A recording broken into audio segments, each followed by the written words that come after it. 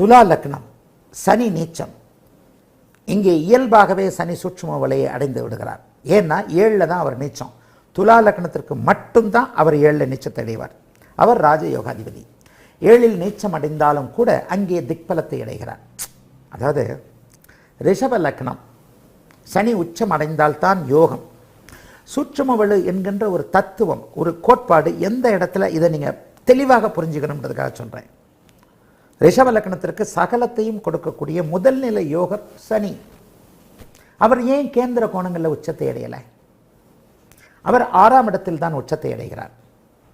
அதுவே இயல்பான சூட்சும வலு. அவர் 9லேயோ 10லேயோ ஆட்சியாக இருக்க உச்சத்தை அடைகிறதை விட, 4ஆம் இடத்தில் அவர் உச்சத்தை அடைவதை விட, 7ஆம் இடத்தில் அவர் உச்சத்தை அடைவதை விட, லக்னத்தில் அவர் உச்சத்தை அடைவதை விட, நல்லா பார்த்தீங்கன்னா இந்த இடத்துல 6ல் மறைந்து தான் உச்சத்தை அடைகிறார். சூட்சும வலு என்கின்ற ஒரு தத்துவத்தை எப்படி கொண்டுட்டு வரேன் அப்படின்றத மாணவர்கள் புரிஞ்சே தீரணும். இது எல்லாருக்கும் புரியாது, முட்டாள்களுக்கு கண்டிப்பாக புரியாது. சரி, சூட்சும வலுன்னா எப்படியா வருது? திருப்பி திருப்பி திருப்பி திருப்பி சொல்லிக்கிட்டே இருக்கிறேன்னா அது மனசில் தைக்கணும். ரிஷபலக்னத்திற்கு 9, 10 சனி 6ல் தான் மறைந்து உச்சமடைகிறார்.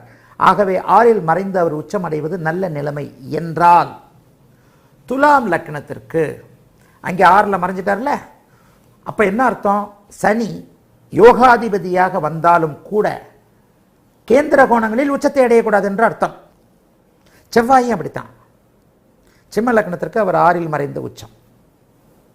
இந்த பாயிண்ட் அப்படியே பிடிச்சிக்கிட்டு இதைத்தான் எக்ஸ்பேண்ட் பண்ணி நான் சூட்சுமவலன் கொண்டு வரேன். இதை அப்படியே பிடிச்சிக்கிட்டு துலாம் லக்னத்திற்கு சனி 7ல் நீச்சத்தை அடைகிறார். ஆனாலும் இயற்கை பரம்பொருள் தந்த அந்த இடத்துல அவர் நீச்சம் என்கின்ற ஸ்தான பலத்தை இழந்து அதற்கு ஓரளவிற்கு துணையான இணையான திக்பலத்தை அடைகிறார்.